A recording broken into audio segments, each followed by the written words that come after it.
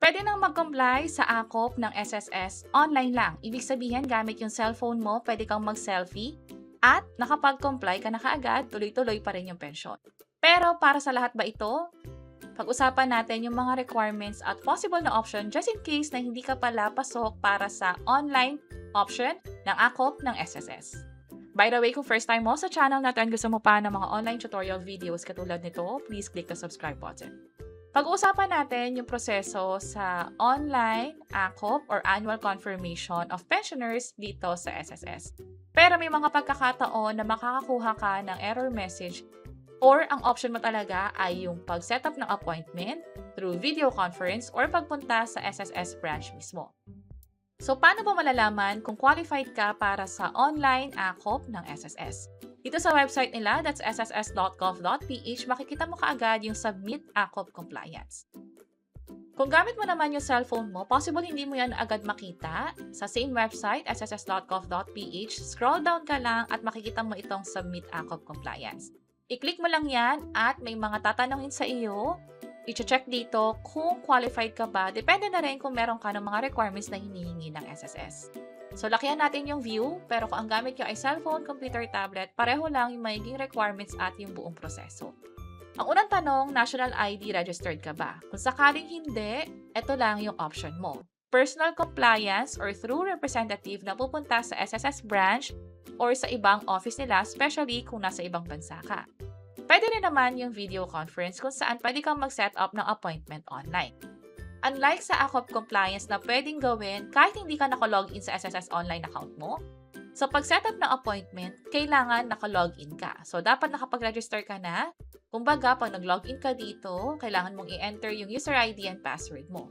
And then from there, mag-login ka lang at mag-set up ng appointment. So, paano ba mag-set up ng appointment? Dito sa services, sa menu, pumunta sa set appointment, and then set appointment ulit. I-fill-upan mo lang yung mga information na hinihingi nila. So, ang pipiliin mo for purpose is yung compliance to AKOP or Annual Confirmation of Pensioners. So, ganito yung magiging itsura kapag kompleto mo na siyang na-fill-upan sa type of compliance, AKOP, through video conference. Preferred channel, pwede kayo mamili ng Viber or MS Teams or pwedeng updated na rin ito. Depende kung kailan nyo ito pinapanood. Baka kasi nadagdagan na yung nasa listahan. And then, ang pinakamahalaga ay anong date at anong oras na din. From there, hintayin nyo lang yung confirmation na katulad nito at siguraduhin na makaka-attend kayo doon sa sinet nyong appointment para sa video conference. So, isa to sa mga options ninyo, lalo kung hindi kayo pasok for online AKOP compliance na pwedeng gawin through selfie lang. May iba pang option dito katulad ng pag-mail daw sa SSS branch or pag-email na din. So, nasa sa inyo kung ano yung gusto ninyo, especially kung first-timer kayo. Pero kung dati na kayo nagko-comply sa AKOP at ang ginagawa ninyo is personal, pwede nyo i-consider yung sa online lalo kung meron na kayong national ID. So, speaking, try natin. I-click ulit natin itong Submit AKOP Compliance. And then, kung meron ng national ID, linawin lang natin na yung national ID, hindi required na dapat natanggap nyo na yung ID ninyo. Basta nag-register lang kayo dati, pasok na yon. So, kapag nag-yes tayo, ang kailangan lang gawin dito sa data sharing consent ay i-check itong I hereby acknowledge and then click proceed. Dito nyo na i-enter yung SSS number ninyo, maging yung date of birth ninyo. So, click natin yung submit. Possible magkaroon kayo ng error message. That's why i-double check ninyo kung tama ba yung SSS number na in-enter ninyo, maging yung date of birth. So, ito yung magiging halimbawa kung tama na yung information, nag-match na siya. SSS number belongs to, andito yung pensioner. Do you want to continue? Click natin yung yes. Kung sakali naman na hindi pa pala kayo required for AKOP, ganito yung makikita ninyo. Sino ba yung required dito? Hindi dahil nakakakuha na kayo ng pensyon ay dapat na gawin ninyo yung annual confirmation. Ang dapat lang na mag-comply dito o yung nire-require ng SSS ay yung mga 80 years old and above simula noong March 2024. Pero dapat nakatira sila sa Pilipinas. Kung sakaling hindi ka nakatira sa Pilipinas at pasok ka sa mga criteria na nasa bandang baba o alinman dito, ay required sa AKOP or Annual Confirmation of Pensioners. Yung unang-una dyan ay yung mga nakaka-receive ng pensyon na nakatira sa ibang bansa. Also, yung mga nakakakuha ng pensyon because of total disability or yung death survivor pensioners o yung mga claimants na din. Kasama na dyan yung mga bata o yung children under guardianship. So ito yung required for AKOP. Pero linawin din natin sa bandang baba na hindi dahil below 8 years old ka at andito ka sa Pilipinas ay hindi ka na required. May mga pagkakataon, may mga exception na i-require ka ng SSS. Depende na rin sa circumstances or sa sitwasyon mo.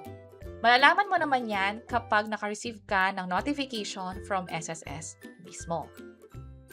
So for this case, nung in-enter yung SSS number, date of birth, wala pa siyang 80 years old, nandito rin siya sa Pilipinas, nakakuha siya ng warning na katulad nito. Early compliance is only allowed 2 months prior the member's birth month. So kapag ganyan, i-double check na lang or baka nga hindi ka pa required for annual confirmation. Pero just in case na required ka sa AKOP, possible may mga follow-up question depende na rin sa sitwasyon mo. Halimbawa, para sa survivor pensioner, ito yung question sa kanya, have you been remarried? Para naman sa ibang cases, possible may ibang question. So, sagutin nyo lang yung mga tanong na yon, i-check kasi ng system kung qualified pa rin kayo para sa tuloy-tuloy na pensyon. At kapag okay na, andito na yung selfie.